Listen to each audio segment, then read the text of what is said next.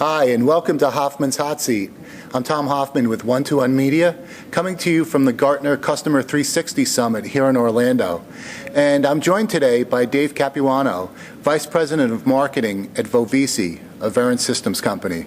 And today, Dave and I will be talking about the rise of the empowered customer and different ways that companies can interact with them more effectively. Dave, thanks so much for joining us. Thanks for having me, Tom.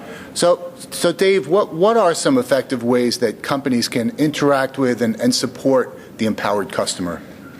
Well, it's very clear that customers today are empowered. You think about the technology they have at their fingertips, social media, their ability to express their opinions online, the mobile aspects of their daily lives. Businesses today, are faced with kind of the dilemma of the fact that their products and services a lot of times are being commoditized. Barriers are being broken down. Companies like Google now are delivering news. Companies like Amazon have transformed the way retail is done. Apple has turned personal computing upside down, and there's not a lot of great ways to differentiate yourself today. And one of the ways companies are differentiating themselves is through customer experience and engaging the empowered customer through multiple channels. If you think about your customers, they're different segments of customers and they engage your business in different ways, and you actually have to link all those pieces together to help drive great customer experiences and hopefully form an emotional bond with those customers. Right. Good point. So what are some ways that companies can use voice of the customer programs and technologies to try to interact with and better understand their customers and then interact with them? Sure. If you think about customers and you think about how they engage your business, there's different segments of customers, and some touch the contact center, some touch you through the social media, some touch you through your web applications, some answer surveys on the phone or web surveys. And I think what businesses are getting their hands around with voice of the customer programs is how do they link transactional experiences or experiences that customers have on a day-to-day basis with their business to what they're doing operationally.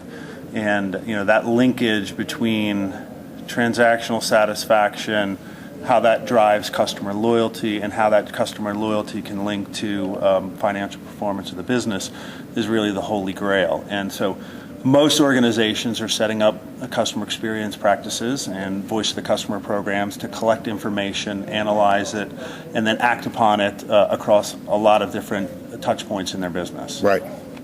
So, just as companies wouldn't use customer data from a single channel to try to understand and get a full view of their customers, some observers suggest that it's also useful for companies to blend voice of the customer information with other inputs like operational and transactional data.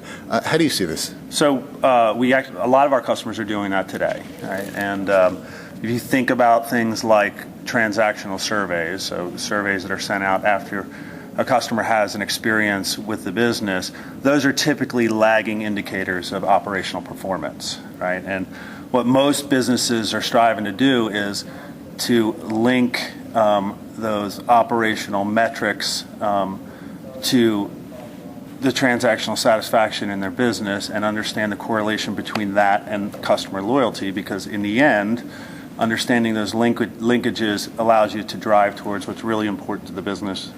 How is that impacting revenue? How is that impacting margin? Yeah.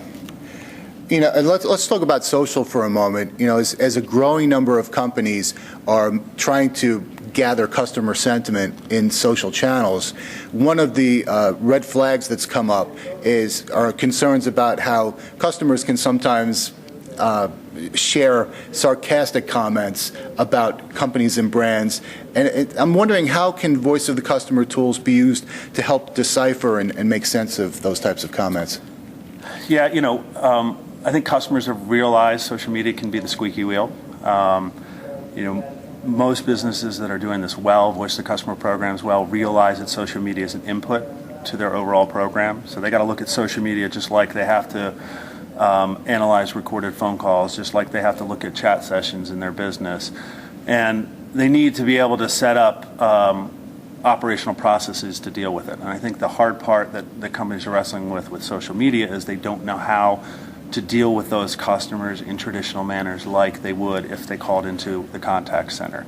And so most businesses that are mature and have embraced social media as an input to their Voice of the Customer program are blending that data with other information they're getting from other channels and then mapping that to how their customers are segmented so they can see what people are saying, what customer segments are saying who engage you a lot on social media versus what customer segments are saying for people who engage you maybe through the contact center or who respond to transactional relationship surveys. Right.